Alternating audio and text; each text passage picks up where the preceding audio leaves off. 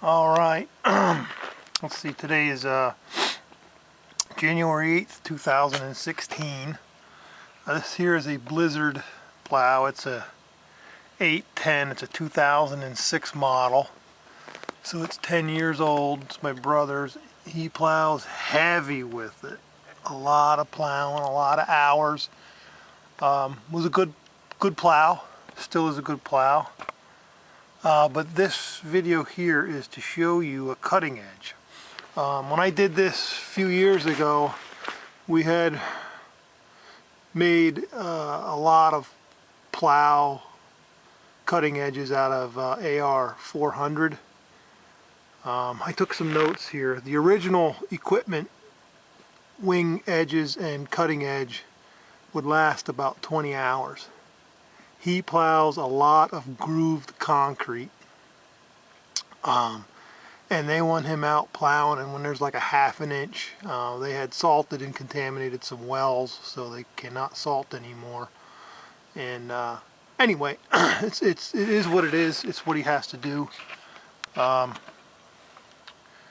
original equipment stuff would last about 20 hours. The AR 400, he would get about 60 hours out of it. These cutting edges you see here are from a commercial truck. It's the carbide edge in there. Each carbide piece is about an inch long, and it's sunk in like about a half an inch. He's getting 450 to 500 hours out of these. The other sets we made, I made the wings out of the carbide material too, but they don't seem to wear as fast as the, here's a wing here. They don't wear as fast as the main blade does. And what happens is you wind up hanging that whole plow off the wings, and I think it's putting too much stress on them. So we're not going to do that anymore. Here's one here. I don't know, you can see the carbide there. It's paper thin out here on the edges. And anyway, we haven't had any trouble. If you go online and you're looking at carbide edges, they recommend that you sandwich them. And I think you would have to on a big commercial plow, you know, that's 3,000–4,000 pounds. But on this Blizzard, which is heavy, it doesn't seem necessary, or has not been necessary.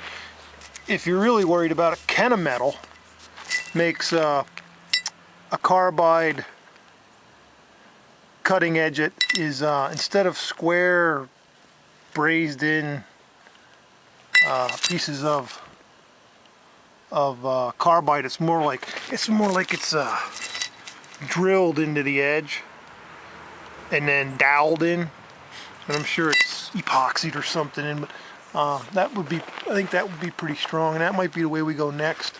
The AR 400 that we were using, it cost us $350 to buy the material. This carbide stuff, they're like $250 a piece. There's two pieces across the front. He wants me to weld the middle. I don't know if it's necessary, but I'm going to do it. And they're $250 a piece, so we're $500 into that. But like I said, it lasts 500 hours. So the original stuff was like $400. That would last 20 hours. You know, do the math. That's $20 an hour. You're hardly making any money. Now it's $1 an hour. But the plow here, he's got it down. I'm gonna weld that up, and his wings are cracked where all of them crack, I guess. And we're gonna push that back where it needs to be and weld those cracks. Hopefully it'll last a while. The V plows, they wear down too. I have my brother's old Myers poly plow, and it too wore blades out really quick. No, not quite as fast as this thing does in the V plows, but anyway, that's my take on it. So if you have any questions, you can post up and see what's going on. Anyhow,